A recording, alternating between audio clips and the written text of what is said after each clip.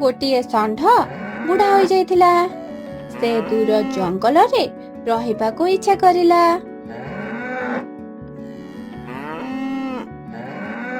ସେ ଜଙ୍ଗଲରେ ଯାଉ ଯାଉ ଗୋଟିଏ ସୁନ୍ଦର ଗୁମ୍ଫା ଦେଖିଲା। ପାଖରେ ସୁନ୍ଦର ନଦୀଟିଏ ବି ଦେଖିଲା। ଖାଇବା ପାଇଁ ଘାସ, ପିଇବା ପାଇଁ ପାଣି ଆଉ ରହିବା ପାଇଁ ସୁନ୍ଦର ଗୁମ୍ଫା ଦେଖି ସେ ବହୁତ ଖୁସି ହୋଇଗଲା। ସେଠାରେ ରହିବାକୁ ସ୍ଥିର କରିଲା। ଷଣ୍ଢଟି ଜଙ୍ଗଲ ଭିତରକୁ ଗଲା ଆଉ ମନ ଖୁସିରେ ଘାସ ଖାଇଲା। ଖାଇବା ପରେ ସେ ଗୁମ୍ଫାକୁ ଆସିଲା। ସେଠାରେ ଆରାମ କରିଲା। ଏହି ସମୟରେ ଗୋଟିଏ ଶିଆଳ ଆସିଲା। ଶିଆଳ ଷଣ୍ଢକୁ ଦେଖି ବହୁତ ଖୁସି ହୋଇଗଲା ଆଉ କହିଲା, ଷଣ୍ଢ ଭାଇ, ରହିବା ପାଇଁ ଭଲ ଜାଗାଟେ ବାଛିଛ। ଏଠାରେ ଖୁସିରେ ରୁହ। ଶିଆଳ ଜାଣିଥିଲା ଏଇଟା ସିଂହର ଗୁମ୍ଫା। ଆଉ କିଛି ସମୟ ପରେ ସିଂହ ଏଠାକୁ ଆସିବ ଆଉ ଷଣ୍ଢକୁ ମାରି ଖାଇବ। ଆଉ ଷଣ୍ଢର ମାଂସ ତାକୁ ମଧ୍ୟ କିଛି ମିଳିବ। ଏହା ଭାବି ଶିଆଳଟି ସିଂହକୁ ଖୋଜିବା ପାଇଁ ଜଙ୍ଗଲ ଆଡକୁ ପଳାଇଲା। କିଛି ସମୟ ପରେ ସିଂହ ତା ଗୁମ୍ଫାକୁ ଆସିଲା। ଷଣ୍ଢ ଗୁମ୍ଫା ବାହାରେ ସିଂହକୁ ଦେଖି ଡରିଗଲା ଆଉ ପୁରା ଥରିବାକୁ ଲାଗିଲା। ଇଏ ତ ସିଂହ। କଣ କରିବି? କିଛି ବୁଝିପାରୁନି କଣ କରିବି।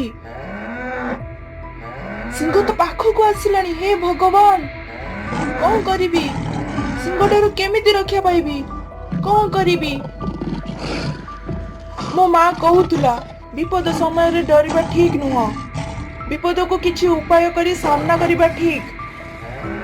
ଷଣ୍ଢଟି ସାହସ କରି ଗୋଟିଏ ଉପାୟ କରିଲା। ଆଉ ସେ ନିଜର ସ୍ୱର ବଦଳାଇ ଉଚ୍ଚ ସ୍ୱରରେ କହିଲା, ଭଲ ହେଲା ସିଂହ, ତୁ ଆସିଗଲୁ। ତତେ ମାରି ଖାଇବି। ପୂର୍ବଥର ଗୋଟିଏ ଦୁର୍ବଳ ଡରୁଆ ସିଂହକୁ ଖାଇଥିଲି, ହେଲେ ଭଲ ସ୍ୱାଦ ନଥିଲା।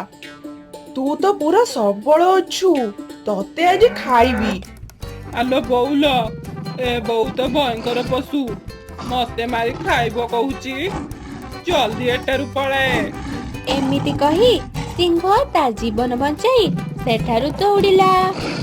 ସିଂହ ଡରି ପଳାଇ ଯାଉଥିବାର ଦେଖି ଷଣ୍ଢଟି ବହୁତ ଖୁସି ହୋଇଗଲା। ଆଉ ସେ ଏଇ ଗୁମ୍ଫାରେ ଆରାମରେ ରହିବ ବୋଲି ଭାବିଲା। ଶିଆଳ ସିଂହ ଡରରେ ଦୌଡ଼ି ଯାଉଥିବାର ଦେଖିଲା ଆଉ ସେ ଆଶ୍ଚର୍ଯ୍ୟ ହୋଇଗଲା। ଶିଆଳ ସିଂହ ପଛରେ ଦୌଡ଼ିଲା। ସିଂହକୁ ଦୌଡ଼ିବାର କାରଣ ପଚାରିଲା। ସିଂହ ରାଜା, ତମେ ଏମିତି ଡରି କାହିଁକି ଦୌଡୁଛ? କଣ ହୋଇଛି କି? ମୋ ଗୁମ୍ଫାକୁ ଗୋଟିଏ ଭୟଙ୍କର ପଶୁ ଆସିଛି। ସେ ପୂର୍ବରୁ ଗୋଟିଏ ସିଂହ ଖାଇସାରିଛି। ସେ ତ ଆଜି ମତେ ବି ଖାଇ ଦେଇଥାନ୍ତା। ମୁଁ ତାଠାରୁ ଜୀବନ ବଞ୍ଚାଇ ଦୌଡ଼ି ପଳାଇ ଆସିଲି। ଆରେ ରାଜା, ତମେ ନୁହଁ, ସେ ତମଠାରୁ ବଞ୍ଚିଗଲା। ସେ ଭୟଙ୍କର ପଶୁ ନୁହଁ, ସେ ଗୋଟିଏ ଷଣ୍ଢଟେ। ତମର କିଛି କରିପାରିବନି। ତମ ଖାଦ୍ୟ ସିଏ। ଚାଲ ଚାଲ, ଜଲ୍ଦି ତା ପାଖକୁ ଚାଲ।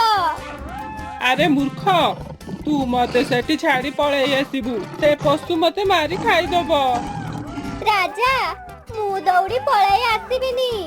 ତମର ମୋ ଉପରେ ବିଶ୍ୱାସ ନାହିଁ। ଆଉ ଗୋଟିଏ କାମ କର, ମୋ ଲାଞ୍ଜକୁ ତମ ଲାଞ୍ଜରେ ବାନ୍ଧି ଦିଅ। ତମେ ଯୋଉଠି ଥିବ ମୁଁ ବି ତମ ସହ ସେଇଠି ଥିବି। ଶିଆଳଟି ସିଂହକୁ ବୁଝାଇ ତା ଲାଞ୍ଜରେ ସିଂହର ଲାଞ୍ଜକୁ ବାନ୍ଧିଦେଲା ଆଉ ଗୁମ୍ଫା ପାଖକୁ ଆଣିଲା। ବୁଢା ଷଣ୍ଢଟି ଶିଆଳ ଓ ସିଂହକୁ ଦେଖି ଡରିଗଲା।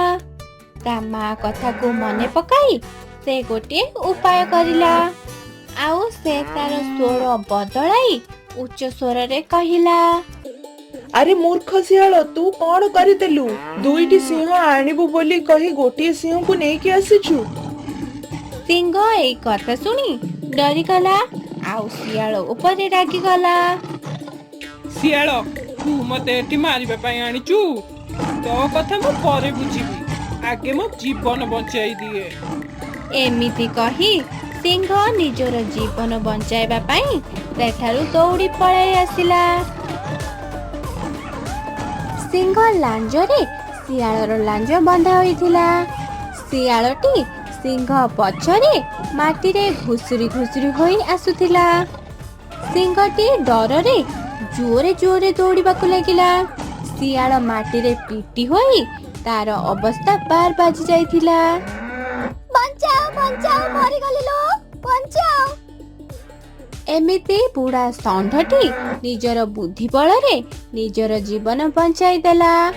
ଆଉ ସେ ସେହି ଗୁମ୍ଫାରେ ଖୁସିରେ ରହିବାକୁ ଲାଗିଲା।